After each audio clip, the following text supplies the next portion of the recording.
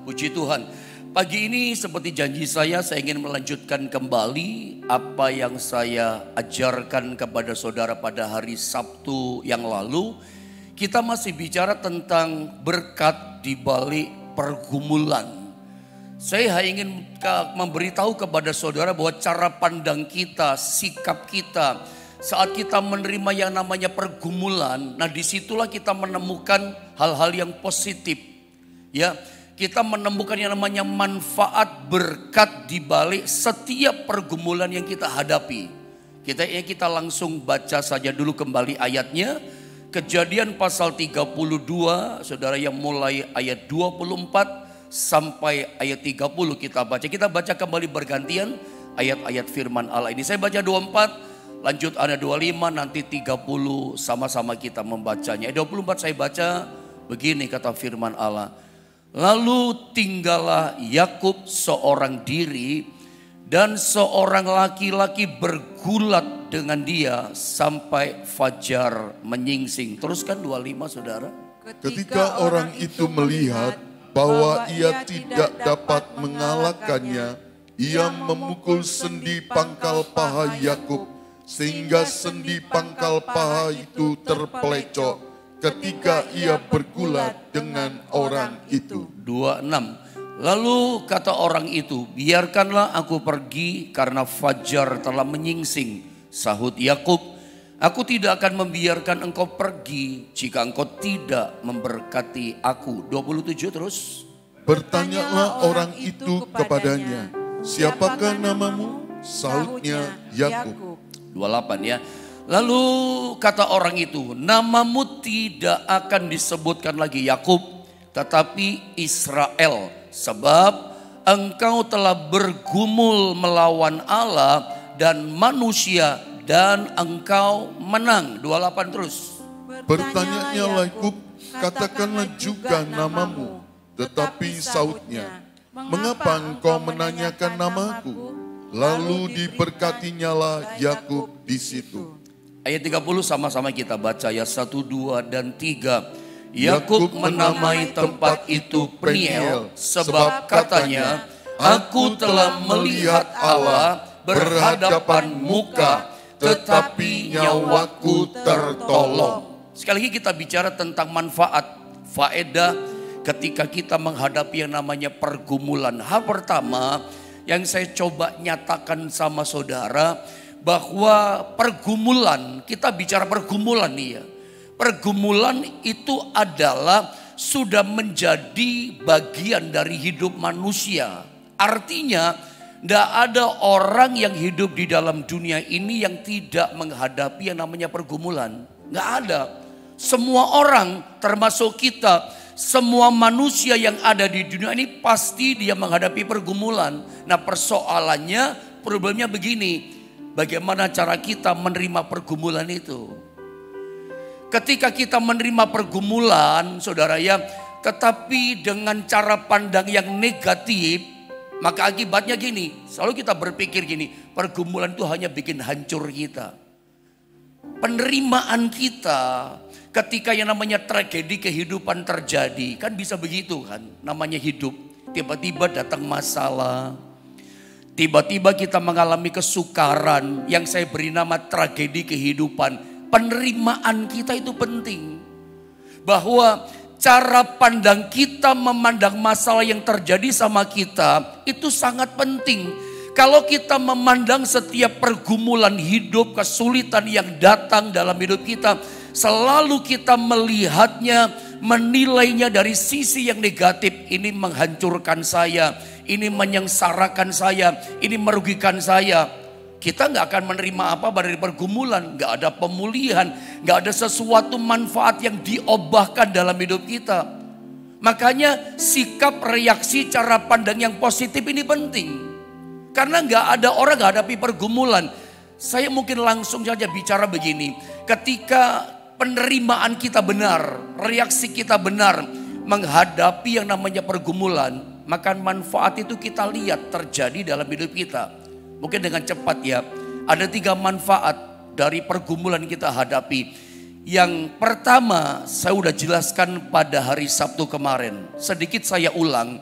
Yang pertama, manfaat pergumulan nomor satu gini. Pergumulan itu membuat kita bergantung pada Tuhan.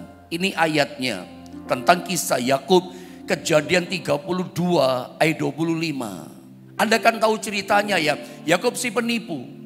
Apa yang dia tabur, dia tuai. Dia itu menipu ayahnya. Maka akibatnya dia pura-pura jadi Esau kan dalam cerita ayat ini. Demi mencuri hak kesulungan kakak sulungnya bernama Esau.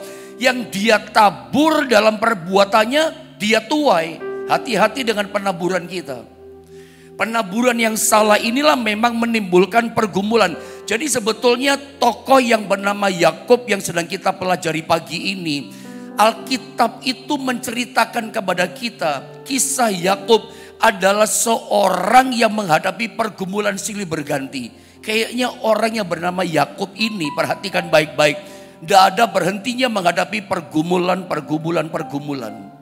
Memang salah satunya sangat mencolok. Itu terjadi karena dia tabur. Dia lari dari rumah ayah dan ibunya karena dikejar mau dibunuh sama Esau. Pergi dia ke Haran, saudara ya. Ketemu sama Laban di sana, pamannya.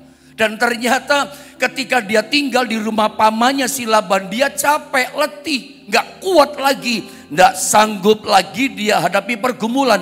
Jiwanya lelah. Si penipu itu ditipu berkali-kali sama tukang tipu namanya Laban. Kerja 7 tahun singkatnya gini untuk dapatkan Rahel. Tapi ketika menikah hari hanya yang dikasih bukan Rahel, yang dikasih Lea. Si Laban berkata, mesti sulung dulu kamu nikahi. Kerja 7 tahun lagi baru kamu dapat wanita yang kamu cinta namanya Rahel. Kerja 14 tahun baru dapatkan Rahel. Capek dia. Intinya begini, dia memutuskan, tidak kuat lagi hadapi pergumulan. Dia putuskan, aku mau kembali ke tempat asalku, balik ke rumah ayahnya. Tapi kita tahu, untuk balik ke tempat asalnya ada pergumulan yang lain. Ada pergumulan yang baru, dia takut dibunuh sama Esau. Kayaknya pergumulan terus ini orang namanya Yakub. Jadi Alkitab mencatat, menginformasikan pada kita, orang yang bernama Yakub ini contoh buat kita. Seorang yang terus menghadapi pergumulan. Tapi kita lihat, justru pergumulan itulah yang mengubahkan hidup seorang yang Yakub menjadi Israel. Yang pertama, manfaat yang dia dapat dari pergumulan yang berat itu, dia nggak sanggup lagi hadapi pergumulan, membuat dia memandang Tuhan, bergantung sama Tuhan. Di ayat 25 dalam pasal yang sama 32, saya baca sedikit ya. Ketika orang itu melihat bahwa ia tidak dapat mengalahkannya, ia memukul sendi pangkal paha Yakub sehingga sendi pangkal paha itu terpelecok, cacat, jalannya pincang, jalannya neret.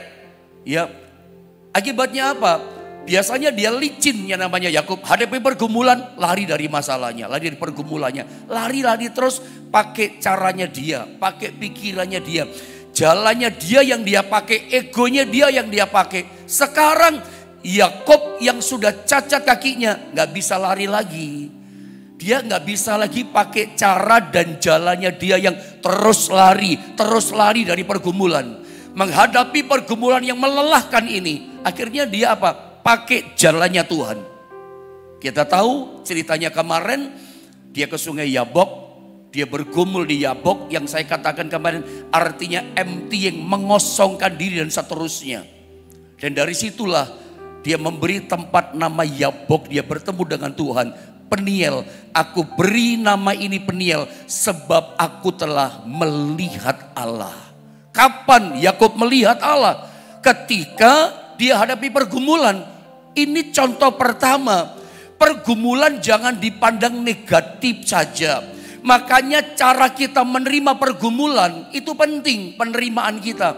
Kalau Anda selalu menilai dari sisi negatif, ya pergumulan itu barangkali menghancurkan kita ya. Bikin kita stres. Anda nggak dapat apa-apa pelajaran dari pergumulan hidup. Tapi lihat Yakub, justru dia melihat Tuhan dari pergumulannya. Saya katakan kemarin, Musa kapan dia melihat Tuhan dan bangsa Israel itu? Ketika dia terjepit, gak ada jalan. Di depan dia laut Teberau, di belakang Fir'aun dan tentaranya udah mengejar semakin dekat. Musa melihat Allah dan kemuliaan mujizatnya ketika dia terjepit. Ada tahu kapan Daniel melihat kemuliaan Allah? Gua singa. Maut gua singa membuat dia lihat Allah itu hebat. Termasuk Sadra, Mesak, Abednego. Dia melihat Allah ketika dia diperhadapkan yang namanya dapur api yang dipanaskan 7 kali. Mungkin bagi setiap kita beda sama Daniel. Mungkin kita bukan gua singa yang membuat kita melihat Allah. Tapi tempat ini bagaikan satu nubuatan buat kita. Ya, ini bagaikan satu hal yang bersifat ilahi. Tempat-tempat yang menyulitkan kita, yang namanya pergumulan, tragedi kehidupan. Justru tempat itu membuat kita melihat Allah. Mungkin bagi saudara, engkau berkata gini, pendeta, saat aku sakit tidak sembuh-sembuh waktu itu, justru aku melihat Allah, aku disembuhkan oleh Tuhan. Bisa begitu loh saudara. Aku pernah mengalami pendeta, ketika hutangku aku tidak mampu bayar lagi, hutang yang begitu besar, di situ aku melihat Allah. Saudara, ada banyak kita punya pengalaman, ya. Ketika kita bangkrut, aku melihat Allah. Ketika hidupku hancur, aku melihat Allah. Saya berdoa di tempat-tempat yang Anda katakan tragedi, kesukaran, itu menjadi satu nubuatan ilahi buat kita firman Allah ini. Justru di kesukaran itulah kita melihat kemuliaan kuasanya dinyatakan sama kita. Penerimaan ini penting. Saya ulang saudara ya, penerimaan kita ketika tragedi masalah datang itu penting. Jangan kita memandang hanya dari sisi negatif. Menghancurkan saya, Tuhan sedang bikin susah saya, Tuhan mau hancurkan saya. No, pandang sebagai sisi yang positif. Karena seringkali Tuhan izinkan pergumulan datang. Memang Tuhan ingin supaya kita bisa melihat Dia. Sejak manusia jatuh dalam dosa, manusia nggak bisa lihat Allah secara mata dengan mata. Bagaimana kita manusia bisa tahu Tuhan hadir, Tuhan ada, kuasanya nyata atas kita lewat mujizat. Jadi sebetulnya pergumulan datang, terima begini, Tuhan ingin aku melihat kuasanya. Jadi kalau Anda saat ini jatuh, ada kehilangan yang berharga kesehatanmu, kau kehilangan berharga pekerjaanmu di PHK, tetap percaya pada penerimaan positif. Tuhan ingin aku melihat kemuliaannya. Dari pergumulanku ini, aku akan melihat kemuliaan kuasanya menolong hidupku. Itu yang pertama. Yang kedua, hal yang positif manfaat dari pergumulan itu apa? Coba lihat poin kedua ini.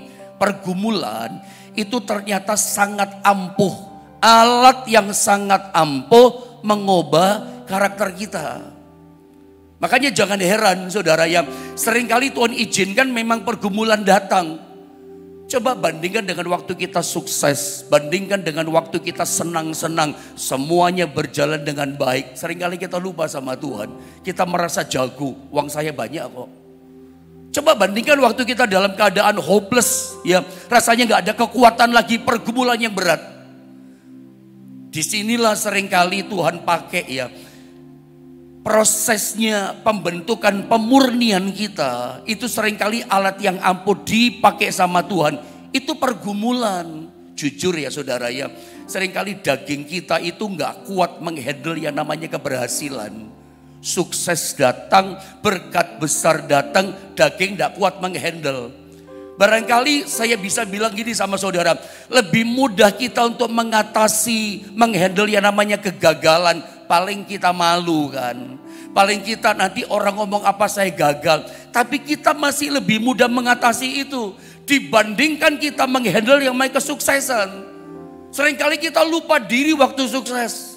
Makanya dengan baik, kadangkala dalam tanda kutip ini Tuhan izinkan proses itu datang lewat apa? Alat yang ampuh membentuk memurnikan kita. Ya pergumulan ini. Untuk memurnikan kita, mengubah karakter kita. Kita itu kalau bisa menerima kesulitan, menerima tragedi kehidupan yang kita nggak harapkan, yang kita alami dalam hidup kita, sikap kita benar, reaksi menerimanya benar, bukan menyalahkan Tuhan. Kita terima seperti pujian tadi dengan ucapan syukur, tidak berpikir negatif tentang Tuhan yang salah gitu ya. Kita punya penerimaan yang benar. Saya percaya begini, dari pergumulan yang kita hadapi itu, kita bisa membuang apa? Sifat-sifat negatif dalam diri kita. Membuang karakter-karakter yang buruk, digantikan dengan karakter ilahi. Karena memang jujur saya berkata sama saudara, pergumulan itu adalah memang alat yang paling ampuh yang bisa dipakai Tuhan. Membuang sifat tabiat yang buruk dalam diri kita, diganti dengan karakter ilahinya Kristus. Mari kita lihat contohnya. Dan inilah yang merubah karakter si penipu Yakub ini. Tukang lari ini saudara ya. Dari masalah dia suka lari. Lihat ayatnya, Kejadian 32 ayat 27 dan 28. Saya bacakan ayat ini saudara. Perhatikan baik-baik ayat ini. Bertanyalah orang itu kepadanya, malaikat Allah, yang sesungguhnya di kisah ini adalah representatif daripada pribadi Allah sendiri. Yang datang ke dunia melawat Yakub. Singkatnya begitulah supaya gak kepanjangan. Bertanyalah orang itu kepadanya, ini Allah sendiri, malaikat Allah. Siapakah namamu? Sahutnya Yakub. Kita tahu artinya Yakub adalah penipu. Dengar baik dulu saudara ya. Kalau Tuhan Allah atau sebutnya lewat malaikatnya bertanya, siapakah namamu? Anda jangan berpikiran Tuhan kan maha tahu kok sampai gak tahu namanya Yakub. Dia tahu.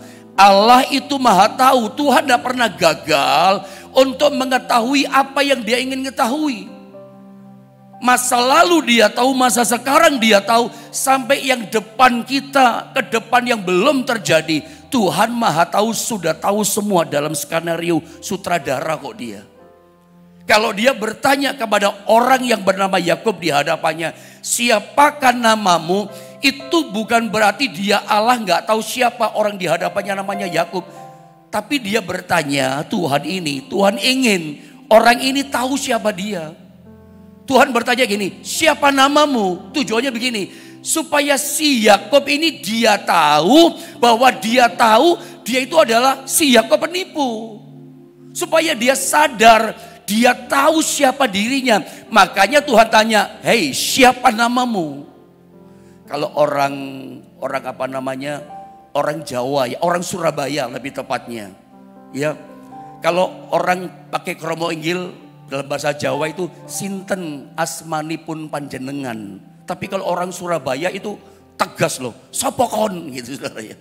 Saya sering mendengar pada waktu saya masa-masa remaja di daerah saya di Gudoh, sopokon gitu ya. Nah Tuhan seperti itu.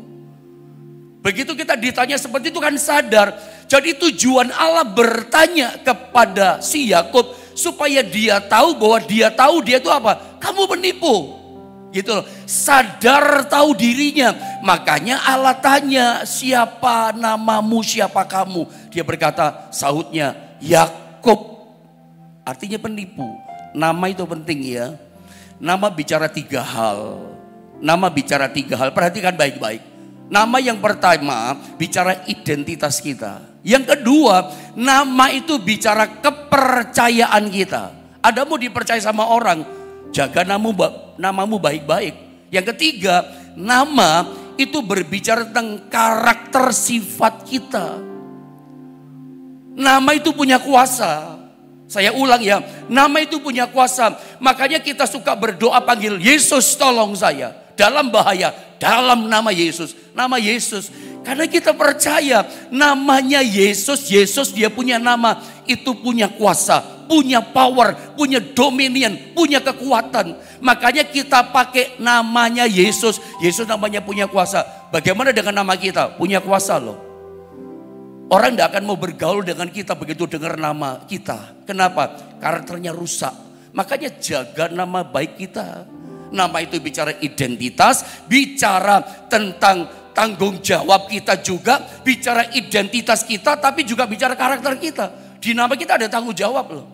Makanya ya, kalau Anda terutama yang masih running ya dalam yang namanya bisnis usaha dalam perintisan, jaga nama baikmu dengan baik. Namamu jaga baik-baik.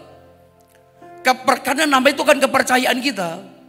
Kalau Anda janji sama orang, meskipun masih merintis ya. Kalau Anda ingin sukses, berhasil, cuman satu bikin berhasil, harus punya nama baik. Saya yakin kalau orang dagang, orang bisnis, namanya nggak baik, namanya blacklist, namanya sudah hancur di depan mata orang. Nama itu punya kuasa. Orang nggak mau kerjasama sama kita, orang nggak mau beli dari produk kita, takut. Orang mau dekat sama kita takut, bahaya ini orang. Makanya kalau lagi masih running dalam namanya dunia bisnis masih merintis, jaga nama baik. Ya, kalau di sini ada anak-anak muda, jaga nama baikmu anak muda. Kalau kau sedang merintis usaha, kalau kamu janji sama seseorang anak muda, tepati janjimu. Meskipun rugi, enggak apa-apa menurut saya. Ceng dulu saya ngomong.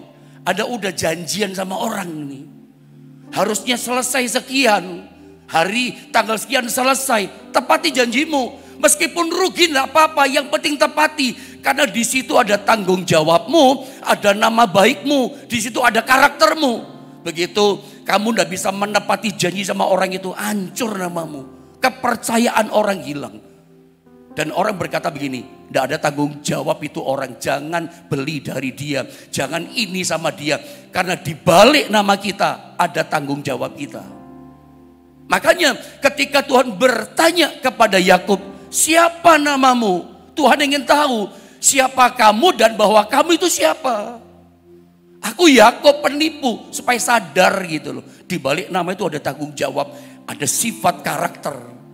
Makanya di ayat 28, lihat setelah dia berkata, namaku Yakub, lihat 28. Lalu kata orang itu, malaikat Allah berkata, namamu tidak akan disebutkan lagi Yakub, penipu lagi, enggak.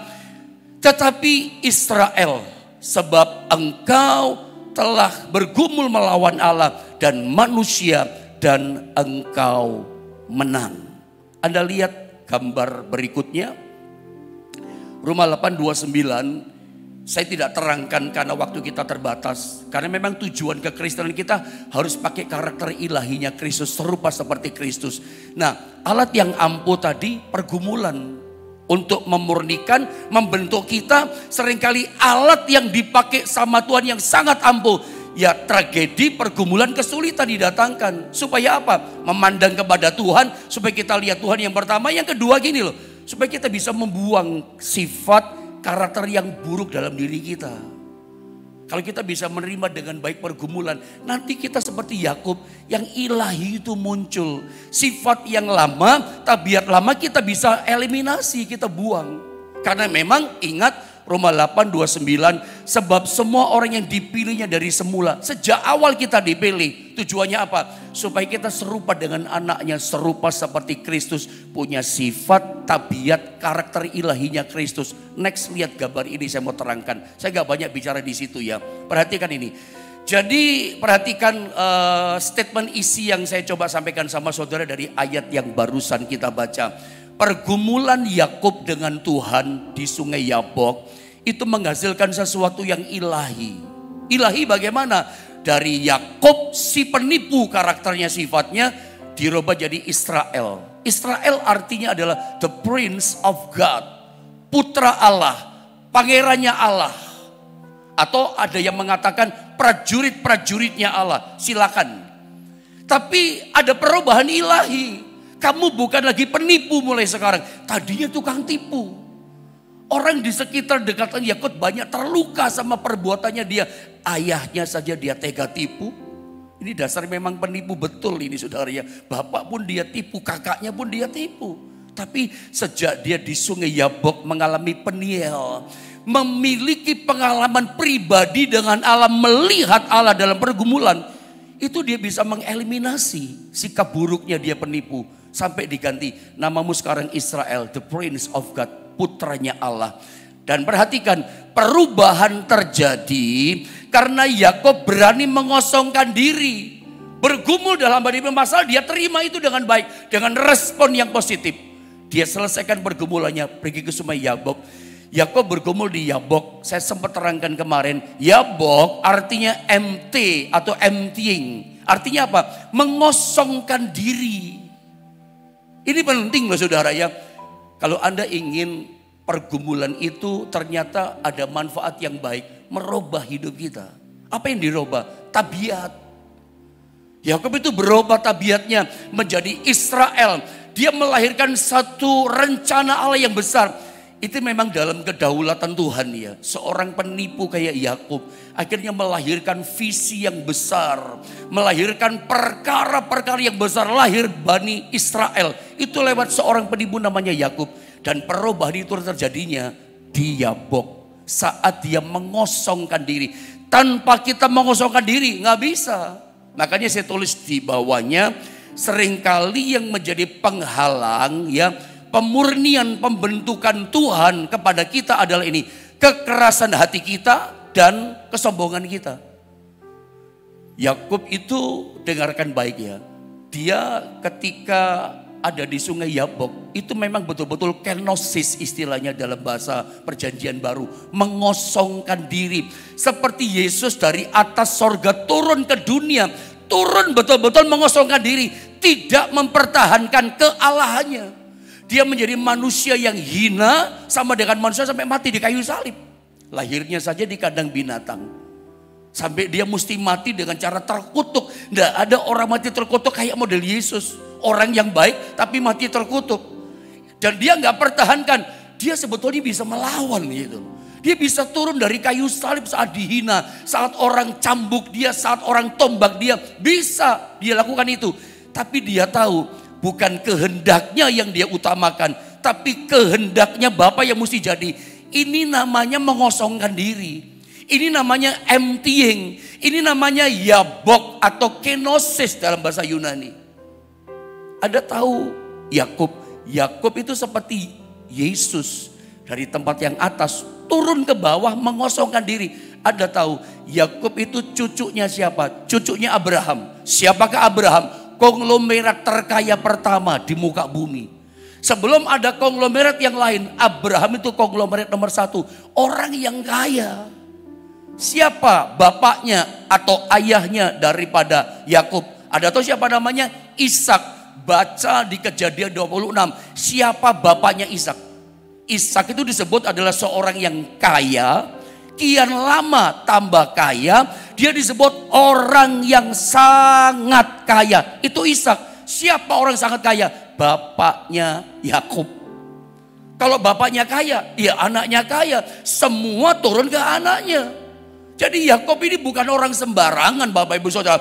Ini orang kelas atas. Anaknya orang yang sangat kaya konglomerat.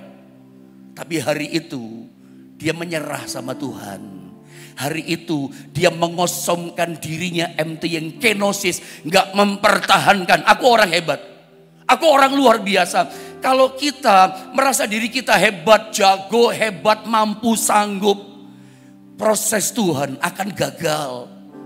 Alat yang ampuh yang namanya pergumulan, kesulitan yang Tuhan izinkan datang dalam hidup kita.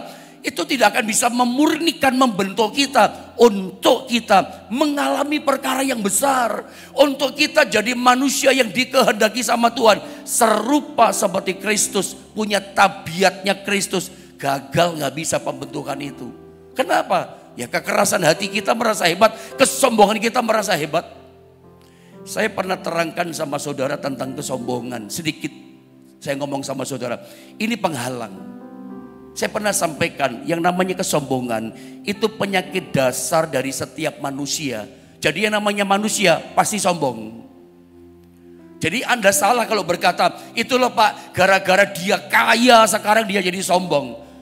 Menurut saya bukan cuma orang kaya saja sombong. Ada sih orang kaya yang rendah hati, sungguh-sungguh rendah hati. Sudah diobahkan oleh Tuhan. Tapi selalu kita kadang-kadang menghakimi ya. Gara-gara dia kaya Pak sombong. Belum tentu orang kaya sombong. Memang ada banyak orang kaya sombong. Tapi menurut saya yang sombong bukan cuma orang kaya. Pernah gak ketemu di sekitar kita orang yang miskin tapi sombong? Banyak, bukan cuma ada. Bahkan seringkali, maaf nih saudara ya. Sombongnya orang miskin lebih sombong daripada orang kaya. Dan itu banyak. Kenapa? Kerasnya hati dia. Begitu merasa ngomongan orang tidak enak sedikit, wah dia mulai menunjukkan. Seringkali sombongnya lebih sombong daripada orang kaya loh. Makanya saya katakan, sombong itu penyakit dasarnya manusia. Manusia itu pasti sombong. Makanya saya tulis dalam tanda kurung, kesombongan dalam diri kita manusia itu seringkali menyamar, kamuflase dalam berbagai bentuk dan rasa kita gak sadar. Kesombongan bukan cuma di mulut. Di hati saja udah bisa sombong. Ada orang berkata begini, tapi enggak loh Pak, saya tuh nggak sombong Pak. Coba tanya sama tetangga saya. Bapak enggak percaya Pak Pendeta, tanya sama sana, tanya, saya enggak sombong. Anda sedang ngomong saya enggak sombong, itu sedang sombong kan sebetulnya. Kita enggak terima, saya enggak sombong, loh itu sedang sombong namanya. Mari kita belajar saudara ya, justru kesombongan inilah yang seringkali menggagalkan kita untuk memiliki tabiat ilahi tadi. Makanya seringkali ya Tuhan itu datang sama kita lewat ini loh pergumulan. Karena Tuhan tuh ingin memberkati kita sih. Tapi Tuhan lebih ingin nomor satu hidup kita berubah. Buat apa kita kaya tapi masuk neraka kadang gak pernah berubah. Makanya coba saya kasih beberapa poin sama saudara. Tuhan itu sangat ingin memberkati kita. Tuhan berkati kita mudah kok, tinggal balik telapak tangan kok. Anda pernah gak merasa gini, kok Tuhan pelit sih? Pelit dalam arti gini loh saudara, kok gak diangkat-angkat hidup saya? Kok gak dijawab-jawab doa saya? Kapan saya diberkati? Anda merasa pelit sih, kok susah amat sih? Padahal mudah buat Tuhan angkat kita, pulihkan kita, berkati kita mudah. Seperti dia balik telapak tangan. Hari ini pun Tuhan bisa sembuhkan dan berkati saudara. Tapi lihat poin satu. Sebelum kesombongan dikikis, maka keberhasilan hanya akan mencelakakan kita. Seperti saya katakan tadi, lebih mudah kita menghandle kegagalan daripada keberhasilan.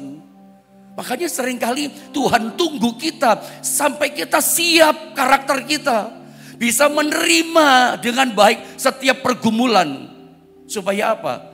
Ya, dikikis ini kesombongan supaya tidak berkepanjangan. Lihat poin kedua, kesombongan tidak akan pernah membuat kita dipermuliakan, tetapi hanya akan membuat kita dipermalukan. Jadi perhatikan baik, kalau kita lihat sekarang di sekitar kita, dulu hebat orang itu, dulu jaya Pak, sukses Pak, tapi sekarang Anda lihat hidupnya dia dipermalukan, tidak punya apa-apa, nggak bisa ini, nggak bisa sombong lagi dia.